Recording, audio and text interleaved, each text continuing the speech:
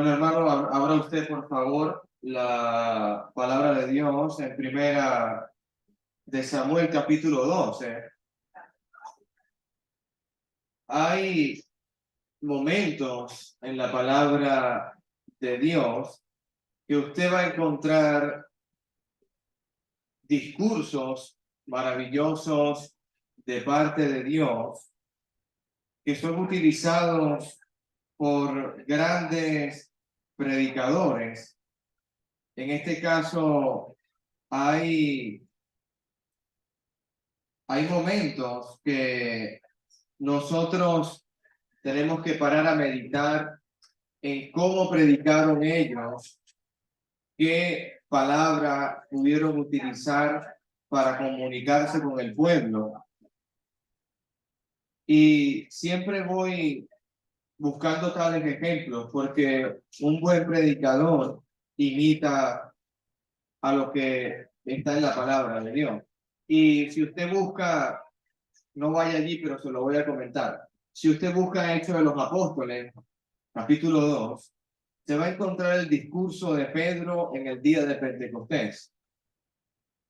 E igualmente que el libro de Hechos de los Apóstoles, hay predicaciones al público, hay predicaciones a reyes, donde usted las puede utilizar para anunciar las buenas nuevas. Y los resultados de los apóstoles siempre son para dar gloria a Dios.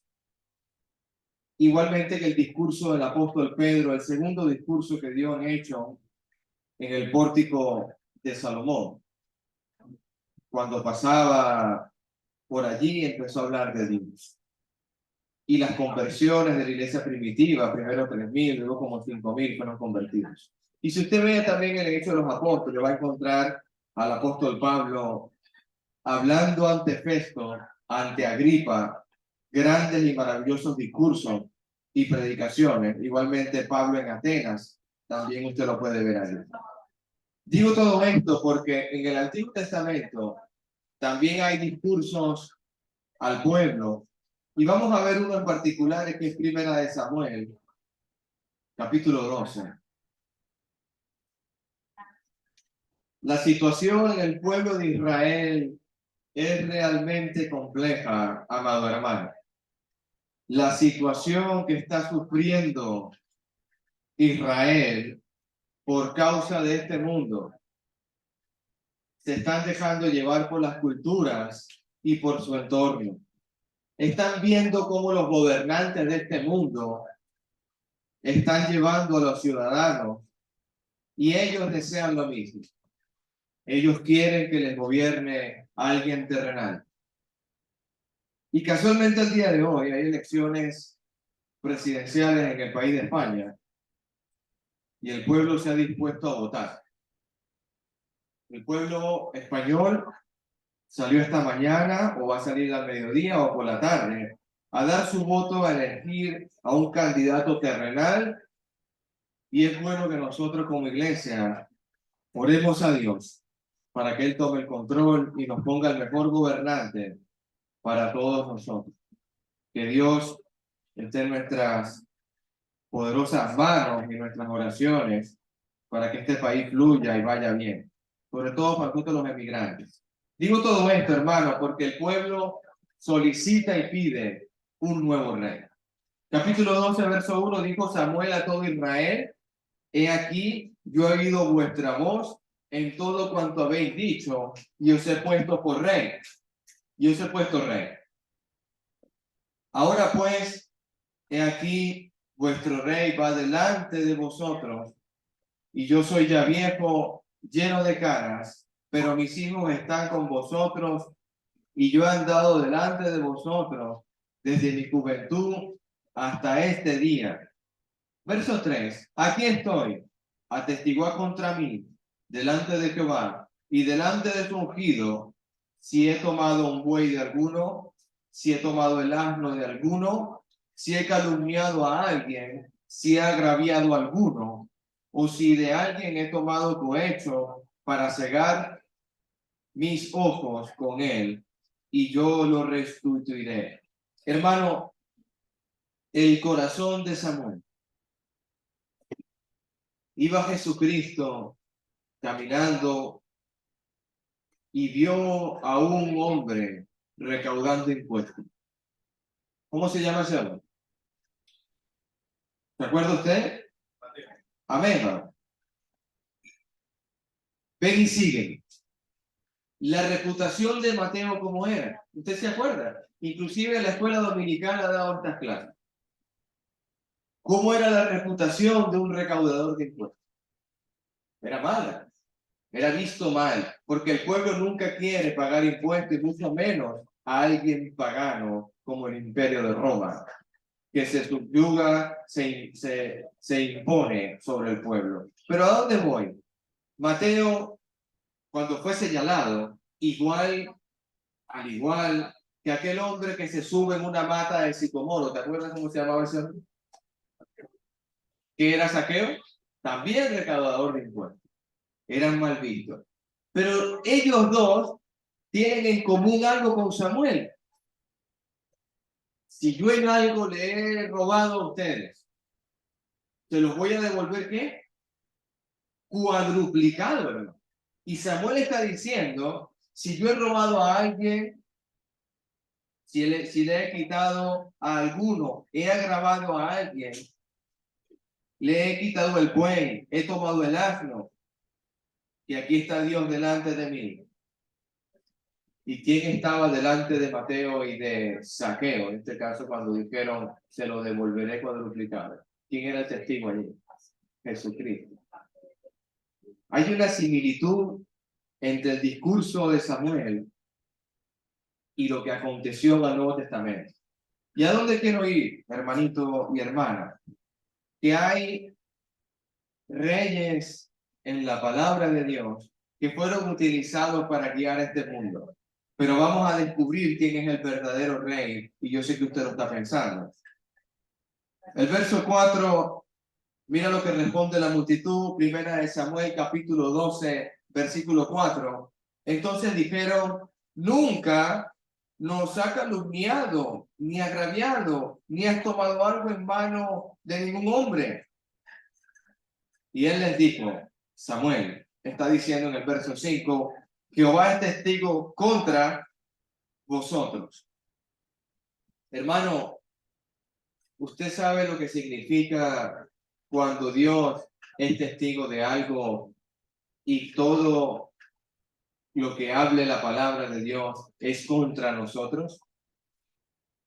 Usted sabe lo que está diciendo Samuel. Lo que tú pides de tu corazón, y si no está conforme a la palabra de Dios, Jehová está en contra de ti, Jehová está en guerra por ti. Por eso se llama en el Antiguo Testamento Jehová de los ejércitos. Y no se denomina a sí mismo Jehová de los ejércitos porque va a buscar la paz. Él va a buscar no su paz, sino su propia voluntad, su propósito, y va a libertar siempre con la verdad, y él será siempre el único camino. No he agravado a nadie. Verso 5. Y él les dijo, Jehová es testigo contra vosotros, y su ungido también es testigo en este día. Saúl, el testigo, el primer rey, este día, que no habéis hallado cosa alguna en mi mano. Y ellos respondieron, así es, o respondieron, amén. Así es. No hemos visto nada más. No hemos visto absolutamente nada. Otra enseñanza, iglesia. Cuando hay elección de ancianos, cuando hay elección de obispos en la iglesia de Cristo, o cuando usted, iglesia, va a dar su voto, no en la palabra, su consentimiento y su aprobación como iglesia, como hijo e hija de Dios, porque esto no es un centro de votación, hermano, déjame decirlo. Usted va a su aprobación o no la da. Y usted tiene que entender que un obispo tiene que ser irreprensible. Lo que dice Samuel. Si alguien me ha visto a mí tomar de algo, si alguien me ha visto haber agraviado a alguien, si alguien ha visto que yo he actuado con una conducta, y que sea Dios de testigo en este momento. Está hablando Samuel con toda autoridad. Igualmente Pablo le dice a Timoteo y le dice a Tito que tiene que recordar que el obispo debe ser irreprensible, que gobierne bien su casa, porque Samuel lo está haciendo. Samuel es el gobernador, o en este caso, el sacerdote que guía al pueblo de Israel por la voluntad de Jehová de los ejércitos. Y si un obispo va a gobernar o va a hacer el trabajo de Samuel como sumo sacerdote ante la iglesia de Cristo, tiene que ser irreprensible. Que no haya disolución, que no haya contienda y que no haya ninguna acusación acerca de este hombre.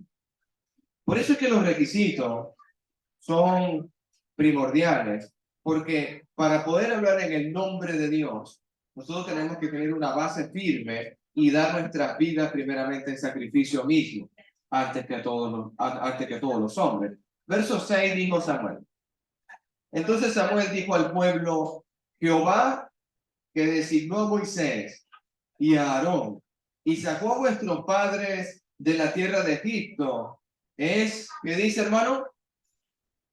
Cuando estudiábamos el Evangelio de Juan, vimos cómo el apóstol Juan escribía en el Evangelio y se acordaba del testimonio de Juan el Bautista, se acordaba del testimonio del Padre con su Hijo, se acordaba y lo escribía del testimonio de la palabra de Dios acerca de Jesucristo e inclusive del mismo Jesús, siendo él mismo su propio testigo. Es decir, cuando la palabra dice es testimonio o es testigo o pongo a Dios de por medio, es que es algo como un pacto. He aquí el Cordero de Dios que quita el pecado del mundo. Esa frase la dijo Juan el Bautista, porque primeramente Jehová le había dicho a Juan el Bautista: si ves a alguien que descendiese el Espíritu de Dios y se posase como él en forma corporal como una paloma, ese es mi hijo. Y cuando él vio tal cosa, señaló y proclamó y profetizó en el nombre de Dios y dio testimonio de él. Ahora Samuel está colocando a Moisés. ¿En qué puede ser testimonio Moisés? Estamos estudiando el libro de Éxodo esta semana y me llama mucho la atención Moisés, porque ¿en dónde vemos a Moisés? En el Éxodo, sí. ¿Lo vemos en la ley? Sí. ¿Cuántas veces Jesucristo menciona a Moisés? Muchas veces, porque en la ley de Moisés, y lo cita, escuchaste lo que fue dicho de los antiguos, en la ley de Moisés decía: no matarás, no adulterarás. Jesús está citando palabra de Dios a través del profeta Moisés. Pero te digo algo más profundo. Jesucristo, antes de ir a una cruz, tomó a Pedro, a Jacobo y a Juan, subió al monte alto y se transfiguró delante de ellos. ¿Quién se le apareció? Y Elías. ¿Sabes qué conversación había entre ellos tres? El Evangelio de Lucas es el único evangelio que dice la conversación que había. Moisés, Elías le estaban conversando a Jesucristo acerca de su partida. Hermano, qué conversación tan alta, tan profunda y de ánimo para Jesucristo. ¿Cómo animarías tú al maestro? Moisés y Elías le decían acerca de su partida. Qué bálsamo y qué cosa tan maravillosa para Jesucristo. Cómo el Padre lo sustenta. En el huerto de Getsemaní le envió un ángel para fortalecerlo. En la transfiguración le envió a Moisés y Elías para fortalecerlo y darle ánimo que continuase su camino hacia una cruz. Estamos hablando de que Samuel está citando al mismo que confortó, que animó, y que impulsó y que hizo continuar el camino a Jesús en la transfiguración. Moisés. Moisés, el hombre manso que habla la palabra de Dios, y su hermano Aarón, sacerdotes de Dios.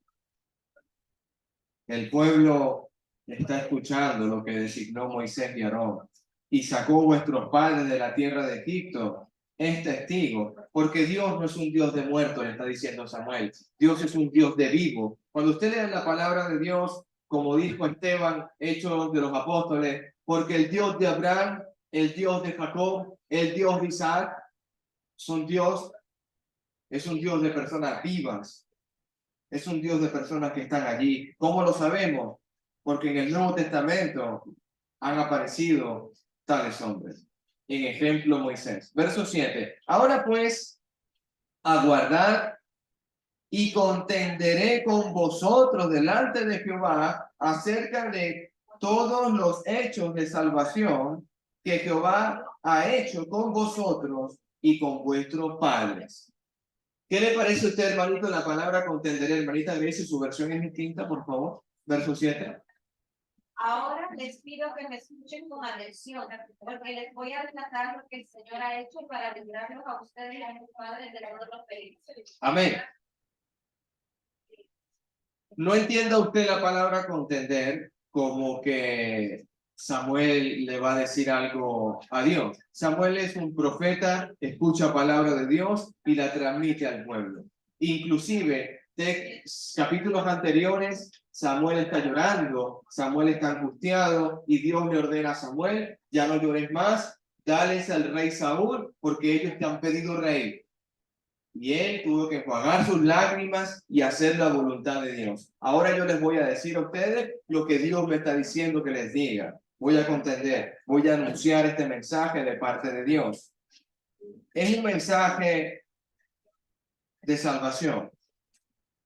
¿Cómo Dios ha salvado al pueblo? Se lo acaba de decir el versículo anterior, primera de Samuel capítulo 12, verso 6. Moisés y Aarón fue quienes, por la mano poderosa de Dios, los sacó de servidumbre y de esclavitud de Egipto. Ahora, ¿cuál es el mensaje? Verso 8.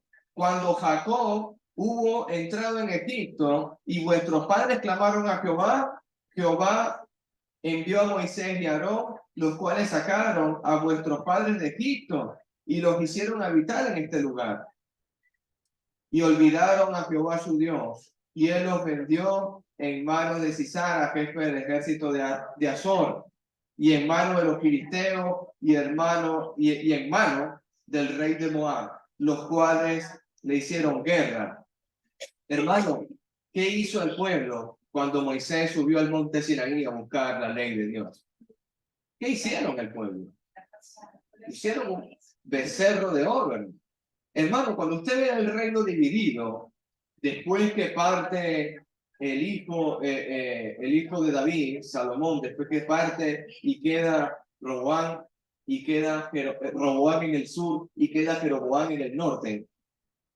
Hermano, ¿sabes qué hizo Jeroboam? Hizo un becerro al norte de las tribus, de las 10 que gobernaba, e hizo otro becerro en frontera con Judá. 2 becerros en el reino del norte.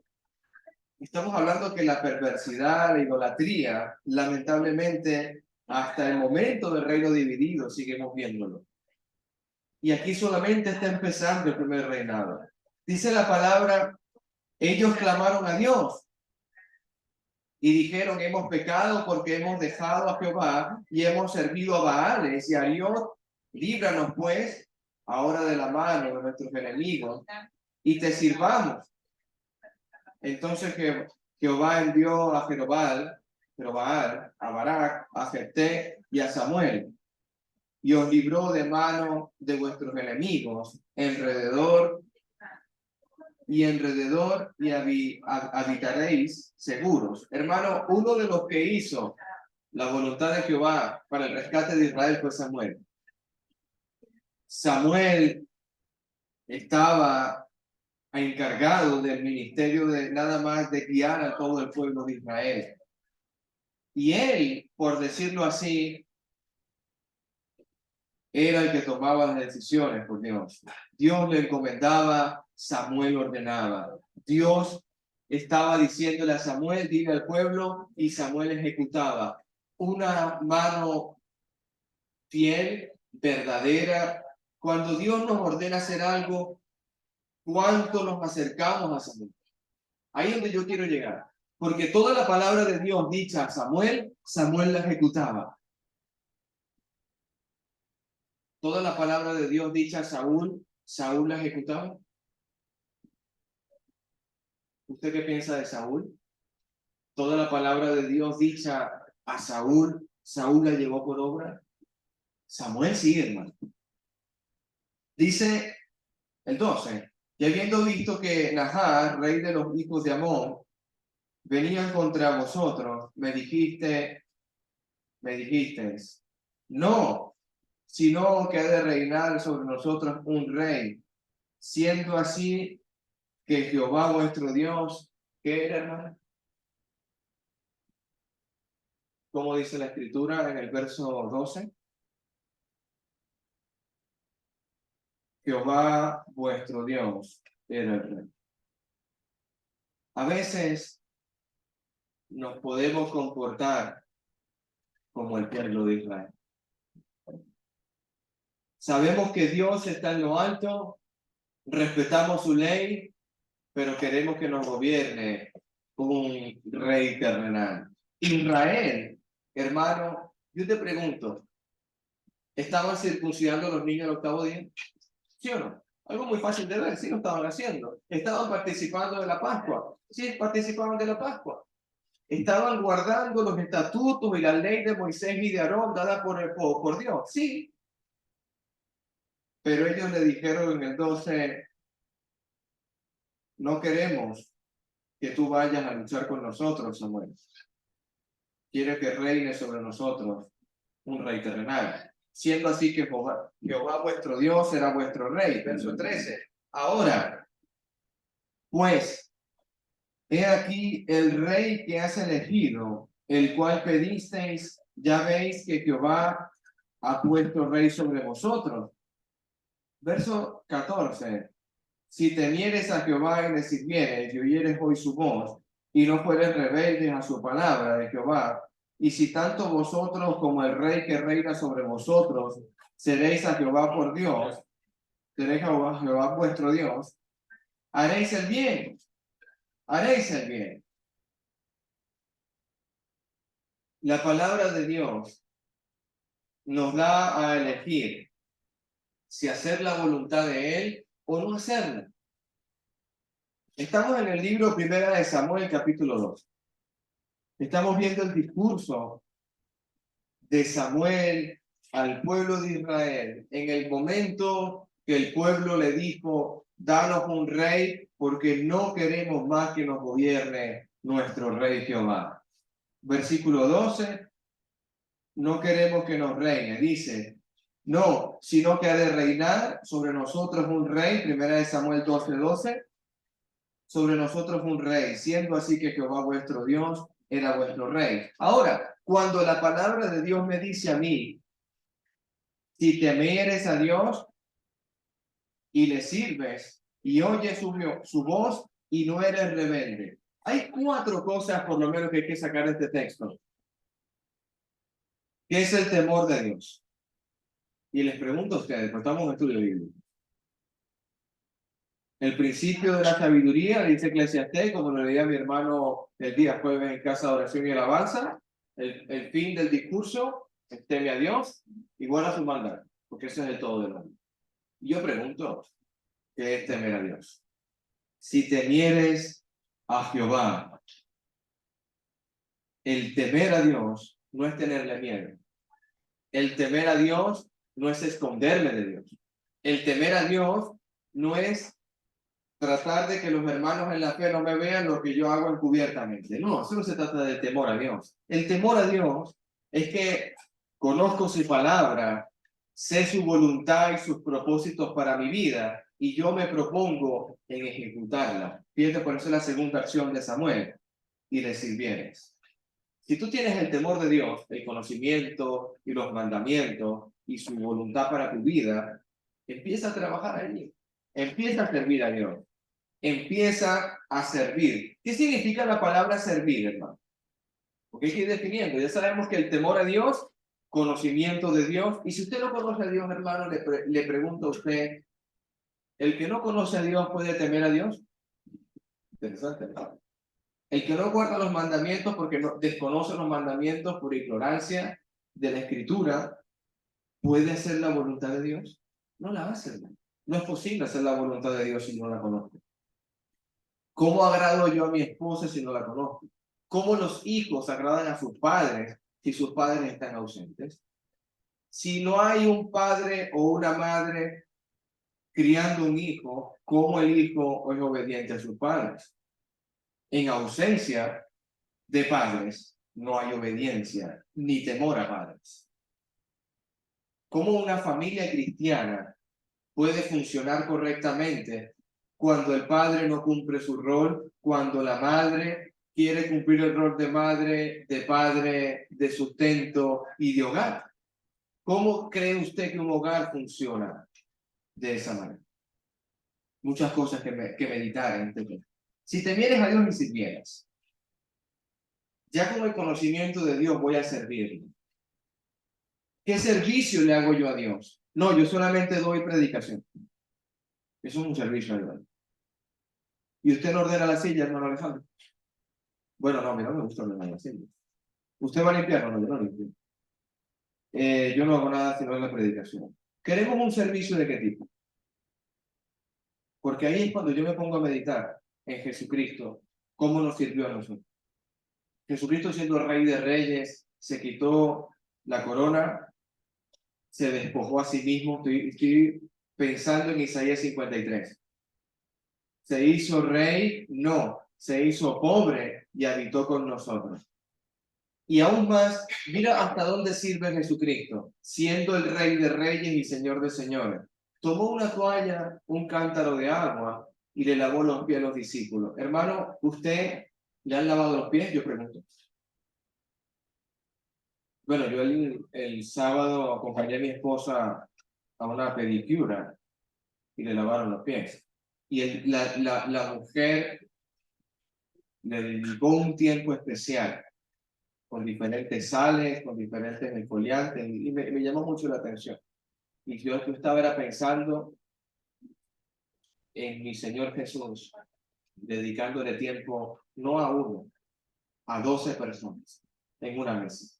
Inclusive le dedicó tiempo a Judas Iscariote, lavarle los pies a aquel que por 30 monedas de plata le iba a decir, él es, y con un beso en una mejilla lo iba a entregar. Le dedicó tiempo, porque el que quiera hacerse mayor será el siervo de todos. Y si oyeres hoy su voz, temer a Dios, servir, escuchar la voz de Dios. Dios me ha dicho a través de su escritura que debo de amar a Dios sobre todas las cosas. Pero si yo desplazo a Dios en mi vida, pero si Dios viene a estar en segundo plano, y yo le voy a poner ejemplos muy prácticos porque me gusta ser muy práctico y dar ejemplo a nuestro tiempo en el 2023. ¿De qué manera yo puedo dejar a Dios en segundo plano?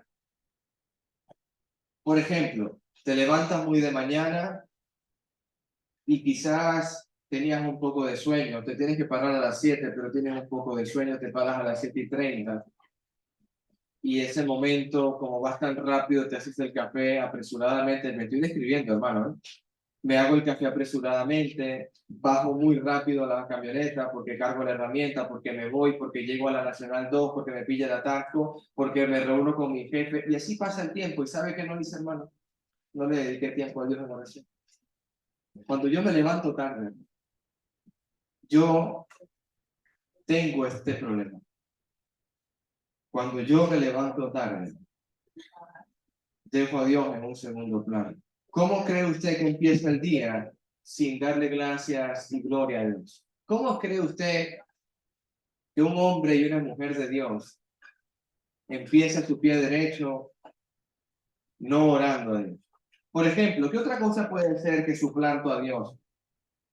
Hay ejemplos como este, primer día de la semana, donde se tiene que adorar a Dios partir el pan de la copa, traer una ofrenda a Dios porque estamos agradecidos enormemente, pero yo decido voluntariamente, no, pero es que yo tengo mucho que hacer en mi casa.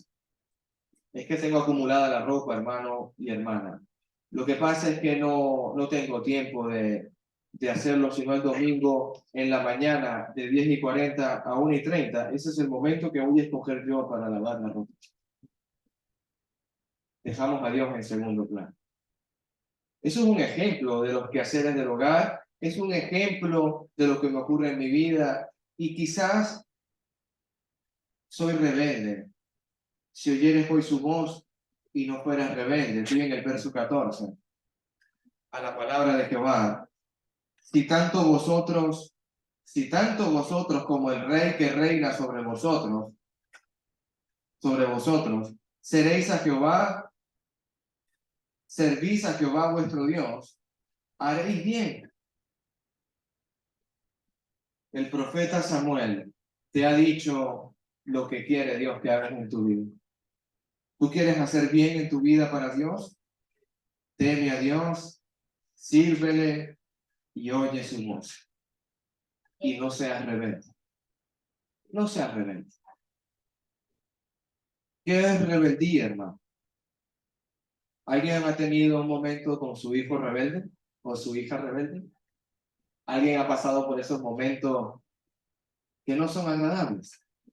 Hay momentos que me ha tocado yo ser el rebelde. Lástima que no está mi papá y mi mamá que se sentaban allí. Me acuerdo un día que no quería comer la comida por rebeldía, porque realmente no estaba mala, estaba muy buena. Y por rebeldía, por hacerle daño a mi mamá, decidí agraviar el momento, dañar el almuerzo, empezar a hacer cosas de rebeldía. Inclusive cuando ella me llamaba, me escondía como un rebelde. Cuando me ordenaba hacer algo mi padre, me hacía el que no escuchaba porque quizás la música distorsionó el mensaje. Puras rebeldías, hermano. Y llega un momento que si soy tan rebelde a mis padres, la corrección viene, porque los padres terrenales quieren lo mejor para nuestros hijos, quieren lo mejor para mí, como en este caso mi papá y mi mamá querían lo mejor para mí. ¿Cuánto nomás nuestro Padre Celestial quiere lo mejor para nosotros? ¿Usted se considera un hijo de Dios? ¿Usted le gusta ese término? Hijo de Dios. Yo deseo ser hermano en Cristo. No seamos rebeldes a la palabra. La rebeldía nos lleva a no servir. Una persona rebelde, lo describió Esteban. Esteban decía, vosotros sois duros de cerviz e incircuncisos de corazón y de oídos. Una persona dura de cerviz, la palabra cerviz proviene de cervical. Ellos no doblan, ellos no inclinan, ellos no se postran a Dios. Ellos siempre andan erguidos, como el fariseo y publicano, la oración. Seguimos estudiando 1 Samuel capítulo 12. Dice, haréis bien, haréis bien. Verso 15. Mas si no oyereis la voz de Jehová, 1 Samuel 12:15. Mas si no oyereis la voz de Jehová, y si fueres rebelde a las palabras de Jehová, la mano de Jehová estará, ¿qué dice hermanito? Contra vosotros. Estará contra vosotros, como estuvo contra vuestros padres. Hermano, si yo le dijese a usted, hermanita y hermanito, si usted sigue siendo rebelde ante Dios, va a venir Dios por segunda vez y en el juicio de las naciones le va a decir, porque cuando tuve sed no me diste de beber, porque cuando estuve hambriento no me sustentaste, estuve en la cárcel no me visitaste, estuve forastero no viniste a mí, estuve desnudo y no me cubriste. Y le dirán, pero Señor, ¿en qué momento te vimos así? Mateo 24. En cuanto se lo hiciste a uno de estos pequeños, me lo estabas haciendo a mí. Si nosotros no empezamos a obrar con piedad dentro de la propia congregación donde usted está, quizás no estamos entendiendo la voz de Dios. quizás no estamos entendiendo las palabras de Jehová. Porque una persona que no se quiere servir el uno al otro, como dice el versículo que acabamos de leer, el verso 14, si temes a Dios y le sirves y oyes su voz. Ahora dice el verso 15, mas si no oyes la voz de Dios y eres rebelde contra las palabras, la mano de Jehová está contra vosotros como estuvo contra vuestros padres. Y yo pregunto, ¿qué ejemplo, qué señal, qué podemos buscar nosotros para saber de que esto es verdad? Voy a hablar de Jesucristo. ¿Cómo voy a saber yo si es verdad que si no hago su voluntad, lamentablemente Él me apartará de este redil y me sacará y me apartará como una cabra de las ovejas? ¿Cómo sé yo estas cosas? ¿Qué me puede decir la palabra de Dios a mí?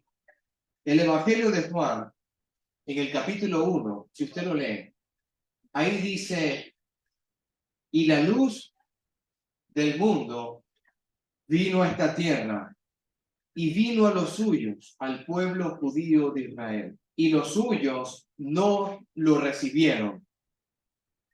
Aquel que no recibe a Dios, aquel que no acepta a Dios, simplemente Dios lo va a apartar. Es un ejemplo. Ahora, ¿cómo sé yo que estas cosas son verdad? El apóstol Juan también en Apocalipsis dice que el reino de Dios, vamos ahí, vamos, acompáñenme usted, porque es interesante este texto. Yo estuve leyendo este texto en el día de la cena, el domingo pasado, capítulo 21.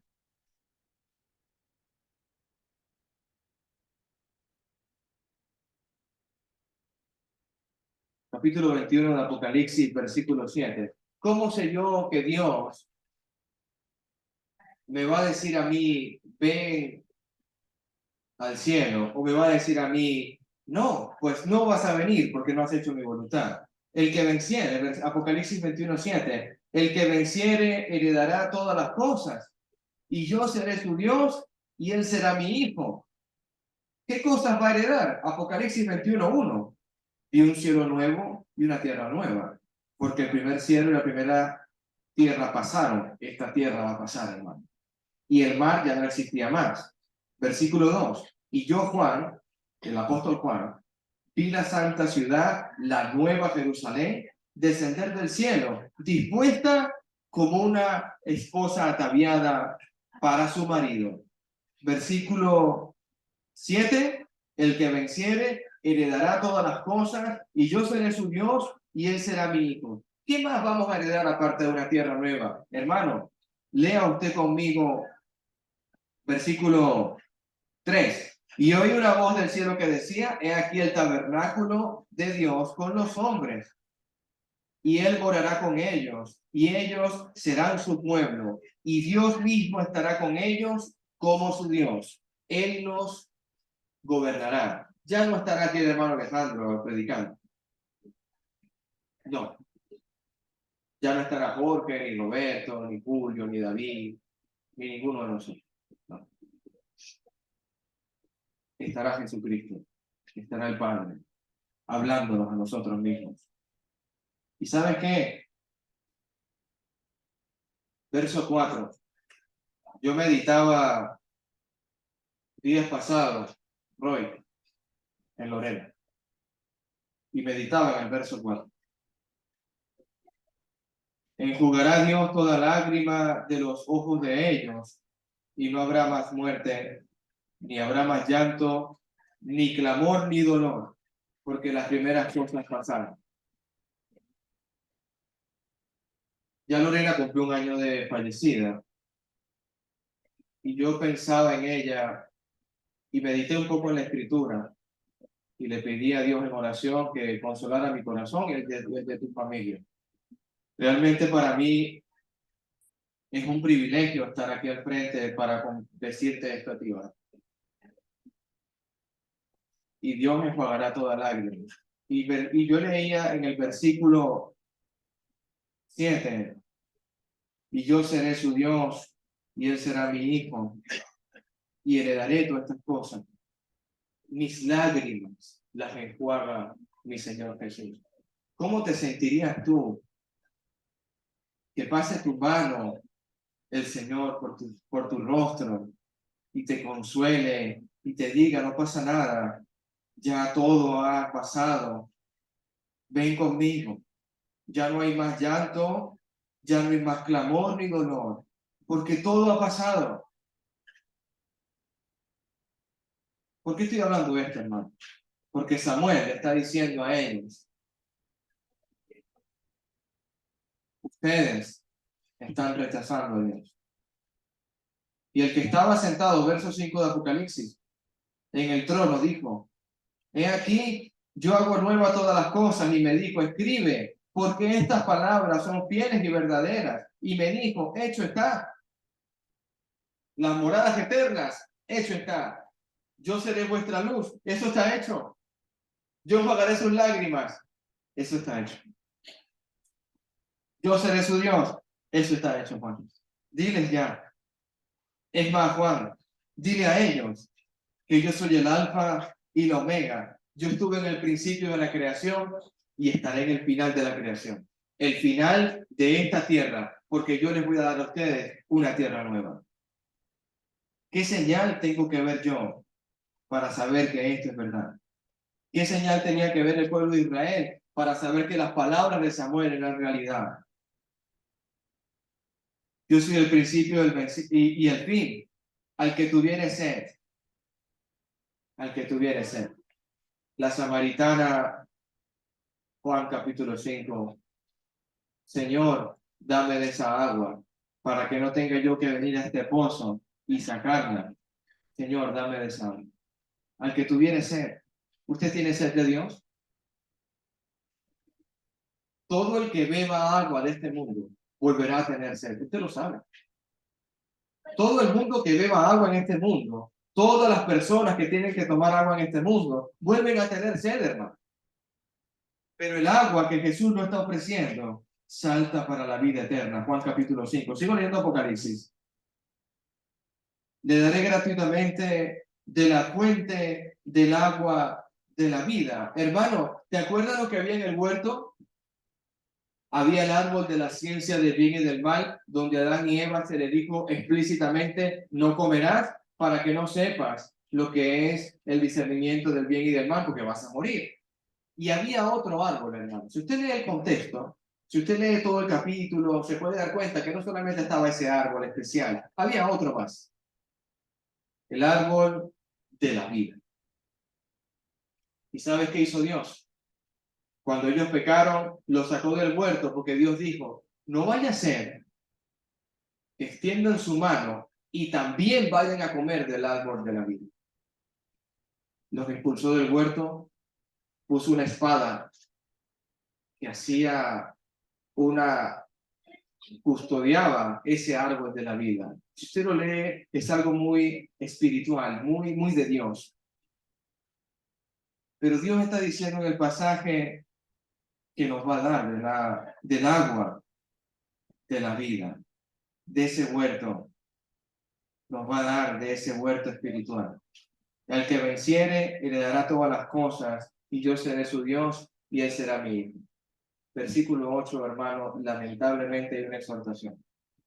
Pero los cobardes, ¿qué es un cobarde? ¿Qué es un cobarde? Aquel que ve la tribulación y no se enfrenta a ella. Aquel que ve el trabajo muy pesado y se aparta. Aquel que ve cualquier propósito y meta en su familia y es muy alto, gracias, y se aparta. Gracias, hermana, que me dijo que ya estoy fuera de tiempo. Voy a terminar, concluyo. El cobarde no va a correr con paciencia la carrera que tenemos por delante, pero tú, Timoteo, sé fiel, persevera, Persiste en lo que tu abuela Loida y Eunice te enseñaron, tu mamá y tu abuela.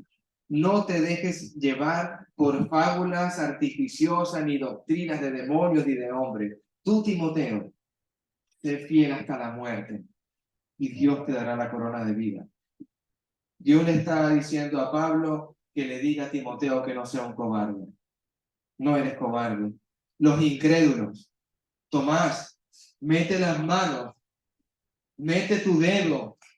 Tomás, tócame. Los incrédulos. Bienaventurados los que no creyeron, los que creyeron sin haberme visto, dijo Jesucristo. Bienaventurados, wow. Los incrédulos. Los abominables. Es una persona abominable, aquella que voluntariamente está pecando, aquella que practica el pecado, sabe que mentir es malo y lo hace deliberadamente, sabe que tiene que honrar a papá y mamá y no lo hace deliberadamente. Homicidas, aquellos que no tan solo físicamente quitan la vida, sino que verbalmente matan a los hermanos, porque no saben expresarse, no se saben sujetar, no saben amarse los a otros, aquellos homicidas. Fornicarios, aquellos que no quieren hacer pacto ante Dios, aquellos que quieren tener relaciones fuera del pacto matrimonial. Esto es con mucha responsabilidad. Aquellos que dicen, como este mundo, no, pero es que si no nos llevamos bien nos dejamos. Los fornicarios. Hechiceros. Cualquiera que quiera buscar en las artes ocultas, místicas, llámele usted hoy, consulte al tarot, consulte los astros, consulte por televisión a la que está echando las cartas, los hechiceros, los que depositan su fe en esa gente. Los idólatras, aquellos que ponen a Dios en segundo plano por trabajo, por familia, por esposa. Mi hijo es más importante que Dios, mi mujer es más importante que Dios, mi trabajo es más importante que mi familia y que Dios. Los idólatras, los mentirosos. Fíjate cómo va Jesucristo hablando a nuestra conciencia, pensando que una jerarquía de pecados, ¿no? Y después termina diciendo los mentirosos. Tendrán su parte en el lago que arde con fuego y azufre. Y esta es la segunda muerte. Vuelva usted a 1 Samuel 12. Me quedan un minuto. Pero en 1 Samuel 12, versículo 16. Esperad aún ahora y mirad esta gran cosa que Jehová hará delante de vuestros ojos. ¿Qué cosa hará? ¿Qué cosa va a hacer Dios? Mira el versículo 15. Si no vas a oír la voz de Dios y si vas a ser rebelde, dice Samuel en el 16, espérate, espérate, ya Jehová va a hacer algo. Versículo 17, ¿no es la hora de la siega del trigo? Hermano, ¿usted esperaría lluvia en el verano? ¿Alguien esperaría lluvia en el verano? Yo quiero que tú entiendas que Samuel está parado en el medio de un verano. Tiene atrás una cosecha de trigo. El cielo está azul y hace mucho calor. Eso es lo que está pasando en Samuel. ¿No es la hora de la siega del trigo? Yo voy a clamar a Jehová. ¿Y él dará qué, dice hermano? Truenos y lluvia. ¿Cómo se sentiría usted, hermano Julio? Con 41 grados de temperatura en Madrid, un cielo azul, y se para el profeta Samuel y va a decir, ¿sabes qué? Voy a clamar a Dios para decir que si este pueblo no se arrepiente, y van a temer a Dios. Y eso fue lo que pasó, hermano. Y dio lluvias en aquel día. Dice, truenos y lluvia para que conozcáis y veáis que es grande vuestra maldad y que habéis hecho ante los ojos de Jehová, pidiendo para vosotros ¿qué? Rey. Verso 18. Y Samuel clamó a Jehová y Jehová ¿qué hizo? Dio truenos y lluvias en aquel día y todo el pueblo tuvo gran temor de Jehová y de Samuel. ¿Qué más tiene que hacer Dios para que tú entiendas que la segunda venida de Cristo es inminente? y que el Rey de Reyes es Jesucristo. Y que no va a pasar por alto ningún pecado. Y que no va a perdonar a nadie que no se haya arrepentido primeramente, haya bajado a las aguas del bautismo y haya confesado que Jesucristo es el Mesías. Juan capítulo 20, verso 30, y el Señor Jesús hizo estas señales para que creyendo en Él tengáis vida. Convirtió el agua en vino. Sanó a un hombre en el estanque de Betesda. Sanó a un ciego de nacimiento. Y te digo otra cosa, metieron a Lázaro en una cueva en Betania, taparon la roca 4 días. Marta y María decían, huele mal. Si hubieras estado aquí, Jesús, no hubiera muerto. Lázaro, ven fuera. ¿Qué señal quieres ver tu hermano? El pueblo de Israel temió en gran manera por ver truenos y lluvia. Tú vas a temer a aquel que levanta de los muertos a Lázaro después de 4 días. Todos los que han muerto resucitarán y llegará el día que Dios haga su obra. Ordena tu casa. Libro del profeta Ezequiel. Ordena tu casa, hermano. Hoy, pon tus asuntos en orden con Dios. No esperes llegar al juicio final. No esperes llegar con ropa sucia ante el Cordero. No llegues con raíz de amargura dentro de tu corazón y con pecados ocultos. Hoy, resuelve tu situación con Dios. Y si no sabes cómo hacerlo, yo estoy a disposición para ayudar. Sé que Roberto, Jorge, Luis Alejandro, Julio, David, Roy, todos los que estamos presentes, somos instrumentos de Dios. Hoy resuelve tu situación con Dios, para que Dios sea el rey de tu vida y no un rey terrenal. Amén. Dios me lo bendiga, hermano. Muchas gracias.